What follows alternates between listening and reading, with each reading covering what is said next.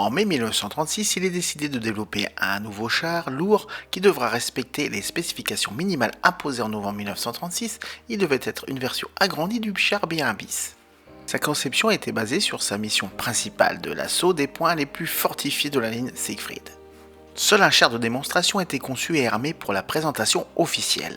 Tous les rapports concernant ce char ont été capturés par les Allemands. Et lors de la capture du Havre, le FCM F1 était en phase de fin de montage des tourelles. Les plans furent capturés et les modèles et l'usine détruits. Ce char de 139 tonnes a un équipage de 9 hommes, 10 mètres de long, 3 mètres de large, un blindage feuilleté de 120 mm de front et arrière, 100 mm sur le flanc, pouvant encaisser jusqu'à des tirs de pièces d'artillerie de 150 mm ou anti-chars de 128 mm, les plus hauts calibres allemands de l'époque.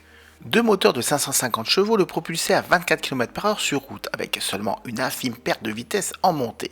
Par contre, sa mécanique empêchait toute accélération dans les descentes. Ce principe devait permettre au F1 d'évoluer sur toute surface jusqu'à d'importantes inclinaisons, même de face, en descente, sans perte de contrôle tout en maîtrisant la manœuvre. Sa masse le rendait capable d'écraser la protection de dents de dragon en toute aisance, dans la limite de sa manœuvrabilité. La sidérurgie lourde française était à ce moment-là la meilleure. Cette supériorité sidérurgique fut ensuite à l'avantage de l'Allemagne lors de l'occupation par l'usage des méthodes françaises. Le F1 était doté d'un blindage feuilleté répartissant l'impact de la munition sur la totalité de la surface, ramenant non seulement la perte de pénétration, la cinétique, mais retourne une partie de la puissance d'impact contre la munition elle-même en la freinant, jusqu'au rebond ou dans le cas d'un impact en angle obtus ou même de face de manière permanente d'une munition jusqu'à 90 mm, protégeant par la même occasion l'équipage des ondes de choc. Sa tourelle avant était équipée d'un canon de 47 mm explosif haute cadence de tir avec une mitrailleuse coaxiale.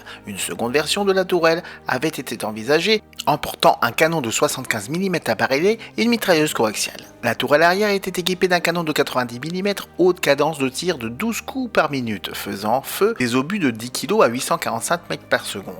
Une seconde version fut envisagée de 105 mm avec munitions de rupture destinée à arracher une part du blindage percé, la menant à haute température, lui fournissant une part de la force d'impact pour en faire usage de projectiles secondaires, augmentant ainsi de manière exponentielle spontanée la puissance initiale de la munition. 4 à 6 mitrailleuses de 8 mm, dont une de chaque côté et à l'arrière, assuraient une protection rapprochée contre l'infanterie.